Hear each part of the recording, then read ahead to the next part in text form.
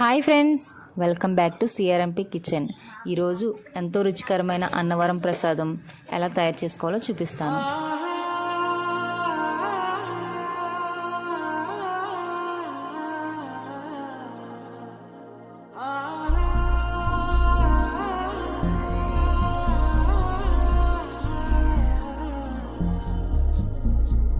ప్రియా ప్రియా చంపోతే నవ్వి నన్నే ముంచోతే చెలి కన్నులతో హృదయం కాల్చోతే